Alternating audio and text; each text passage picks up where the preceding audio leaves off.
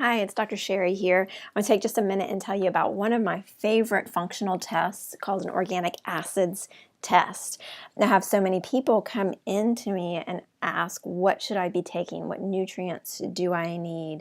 And it's a tough thing. I mean, we look at it clinically. We look at somebody's health history and their family history and their symptoms that they're dealing with, and put together a good plan for folks. But a test like this is really going to get in there and help us pinpoint exactly biochemically what's going on and what somebody might need. So I always say, from a time, energy, money perspective, doing a test like this, one, you're going to get better results, and two, you're going to be able to skip some of the trial and error that we often have to do when it comes to supplements and medications. So this way we can start from a sort of clean slate perspective and really see, hey, here are some of the places you need extra support and areas that we need to focus. I also love this test because it's simple. It requires an early morning urine sample. So I love people not having to go to get a blood draw, especially with kids. One of the reasons this test was first developed was to work in the community of autism. So it's great to be able to, from a young child, get a urine sample, as an adult as well, get a urine sample instead of a blood sample. But it's a fantastic test. I want to run through it real quick so you can see why I like it so much. Again, we're looking at the function of the body, so we get a full perspective on almost every different system in the body, so we can see what's out of balance. It starts with the gut microbiota, so we're looking at intestinal overgrowth, and is there yeast, is there fungus, are there bacteria? If so, we can pinpoint some of the bacteria.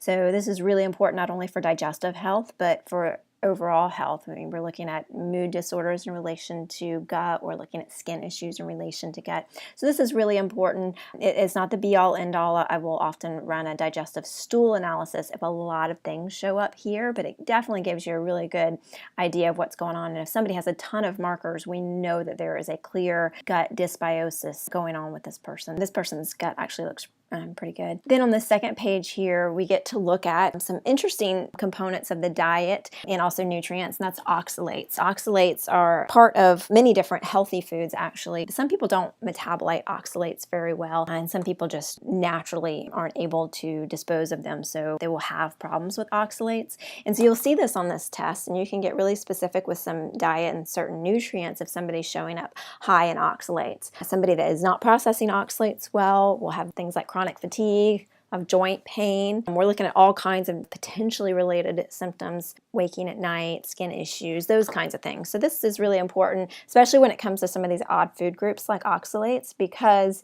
they're not foods you actually would think of eliminating from somebody's diet unless somebody was having kidney stones, and that's kind of a classic marker of oxalates. But other than that, some of these other chronic health conditions, you don't necessarily think about oxalates unless they showed up on a test like this. So super important. We can start to look at all the energy cycles in the body. So the Krebs cycle is part of how we bring in carbohydrates and proteins and fats into the diet, and how we break those carbohydrates, proteins, and fats down, and where in the system might this not be going very well. It results for some people in low energy levels, inability to lose weight, things like that. So we can look and see what's going on with some of their energy metabolism. Mitochondria in particular, mitochondria are the energy warehouses inside of each cell. And so it's really, really important to have strong and healthy mitochondria. If you don't, you're not going to be able to produce healthy cells, and we are made of healthy cells. We want to be made of healthy cells. So it's really super important for just energy and vitality, to slow down the aging process. And this test is so beautiful. We get a glimpse of even what's going on in the brain by looking at some of the urinary metabolites. So we can see, if somebody's got a dopamine issue or serotonin issue. We can see if there's inflammatory markers related to the brain function. So this is a really nice glimpse into somebody's brain health. Really nice. Again, we get to see just every aspect of the human body. We get to look at folate metabolism. So for those of you who are familiar with MTHFR is a genetic condition of altered folate metabolism, B12 as well. But it's fairly popular these days in terms of really getting out into the medical community. So you get, again, a glimpse. We definitely do a lot of detailed methylation work, but you can definitely look at folate, and it'll point you in the right direction to see if there's something going on with folate metabolism. Here we're looking at fatty acid oxidation, how well do you do with carbohydrates and breaking them down, your fatty acids. So again, we're looking at energy production. If you have trouble losing weight, this is a great area to look at, look a little bit deeper.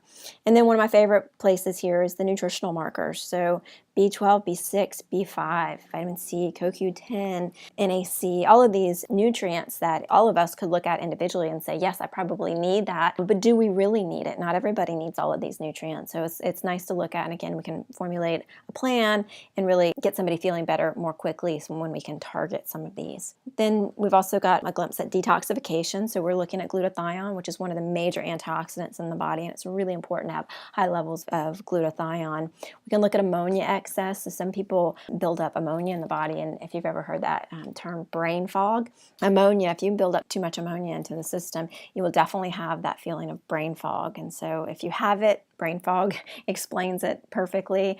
And if you don't have it and brain fog doesn't make sense to you, you probably don't have brain fog. But so it's really good to look at ammonia and see how you're processing ammonia in the body.